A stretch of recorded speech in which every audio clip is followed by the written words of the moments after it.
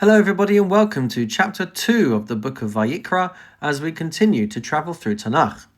Chapter 2 has 16 verses and it's found in the Koren Sachs Chumash on page 660 and 661. As we continue our journey through understanding korbanot, understanding sacrifices, we're going to move now from talking about animal offerings to talking about offerings made from flour. These are known as the korban mincha, and it's made from wheat flour, olive oil, and frankincense. Unlike animal offerings, this korban is brought by someone who may not be able to afford livestock, or who simply wants to offer something more subtle and refined. And as we mentioned in chapter 1, the Torah is teaching us a powerful idea. You don't need wealth or grandeur to approach Hashem. Even the simplest ingredients can become holy. There are 4 mitzvot introduced in this parasha, 2 of which are positive and 2 of which are negative. There's the positive commandment of actually bringing the korban mincha according to the guidelines laid out. There's a prohibition that these sacrifices should not be accompanied by yeast or by honey. There's also a prohibition of offering a sacrifice that hasn't had salt added to it. And then there is the positive commandment of actually adding salt to a sacrifice. The procedure is actually quite straightforward. A person would arrive at the Mishkan with their measured amount of fine flour and oil, and they would present it to a Kohen.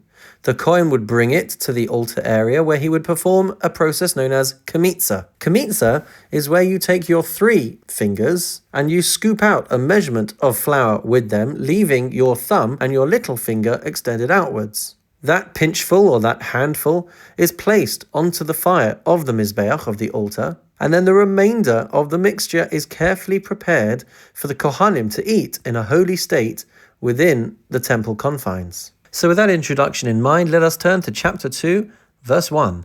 V'nefesh ki sakriv korban mincha ladonai. When a person offers a grain offering to Hashem, soles yihiyeh korbano. His offering shall be of fine flour. V'yotzak aleha shemen, and he shall pour oil onto it. V'nasan aleha levona, and place frankincense on it as well. This chapter started with the word nefesh, which we translated as a person, but the truth is nefesh is a soul. So why do we start this chapter by saying when a soul brings a korban mincha? And our rabbis explain, it's because generally it would be a poor man who donates a mincha, and Hashem considers it as if he has given him his soul. Now it's worth pointing out that the word mincha actually means a gift. So it's a gift offering of flour, which when you can't afford much else, is still deeply appreciated by the Almighty. And we're going to go on to see that there's a few different types of mincha. There are those that are oven-baked, those that are pan-baked, and those that are deep pan-baked.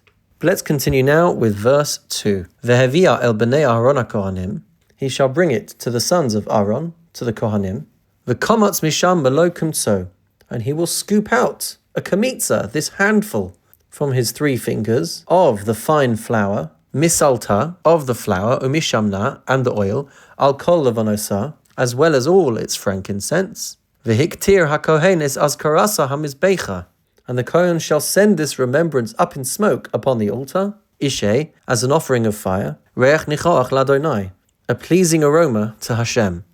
Verse 3, v'hano seres min mincha, and what remains of the grain offering, la'aharon u'levanav, will be given to Aaron and his sons, Kodesh Kodoshim Me'ishei Adonai. It is holy of holies of the fire offerings to Hashem. And it's because this is considered Kodesh Kodoshim, the holy of holies, that it is prioritized here in chapter 2 instead of dealing with other sacrifices. Verse 4, we start to talk about the oven-baked mincha. V'chi sakriv korban mincha ma'afei saner. When you bring a grain offering baked in an oven, soles chalos matzos belulos bashemen. It shall be of fine flour, unleavened loaves, mixed with oil. Urkike matzos meshuchim bashamen. Or it shall be unleavened wafers, spread with oil. So there will be different proportions of flour and oil depending on the consistency of the dough that one is trying to prepare. Verse 5, we talk about a pan-baked mincha. Vim mincha al hamachavas korbanecha. If your offering is a mincha on the pan or griddle, soles belula vashemen matzah sihiyeh. It shall be of fine flour mixed with oil, and it shall be unleavened, like matzah. Verse 6, Pasos osa pitim. You shall crumble it into pieces. V'yotzakta aleha shamen. And pour oil over it. Mincha hi. This is a grain offering. This is a mincha. Verse 7, talking about a deep pan offering. V'im minchas marcheshes korbanecha. If your offering is a mincha in a deep pan, soles bashemen teaseh. It shall be made of fine flour with oil. Verse 8, Vehevesa esa mincha asher yaseh me'ele ladonai. You shall bring the grain offering made in one of these ways to Hashem. V'hikriva el kohen, and you shall bring it to the kohen.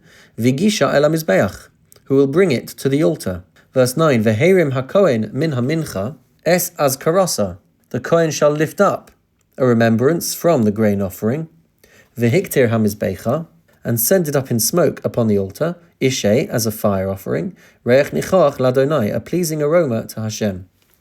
Verse 10, V'hanoseres min hamincha, and the remainder of the mincha, la'aharon u'labanav, goes to Aaron and his sons. Kodesh kadashim me'ishei Adonai. It is holy of holies among the fire offerings to Hashem. Verse 11, Kol mincha asher takrivu ladonai. Any mincha that you bring to Hashem, lo se'aseh chametz, should not be made with leaven.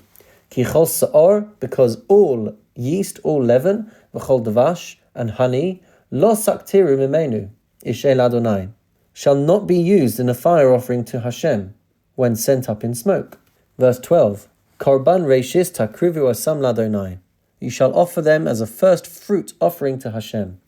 Ve'elam mizbeach lo ya'alu l'reich nichach. But they may not go up upon the altar for a satisfying aroma. Verse 13, V'chol korban minchasacha b'melach timlach. You shall salt your every mincha with salt. V'lo sashbis melach. Do not omit salt. Bris Elohecha me'al minchasecha, which is the covenant with Hashem from upon your mincha, from upon your grain offering. Al kol korbancha takriv melach.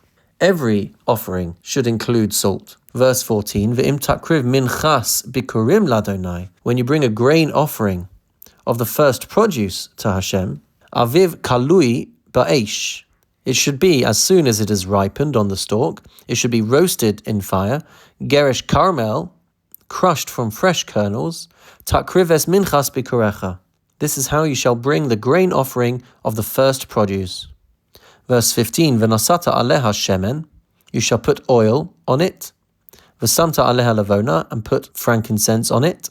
Mincha hi, it is a grain offering. And finally, verse 16, V'hiktir hakohen es askarasa. The kohen shall send its remembrance up in smoke. Migirsa umishamna. Some of the crushed new grain and the oil, al kol levanosa, together with all of the incense, Ishel Adonai, as a fire offering to Hashem. And that brings us to the end of chapter 2. In chapter 3, we will read about the peace offering, known as the Shlamim. I look forward to learning that chapter with you. In the meantime, have a wonderful and meaningful day.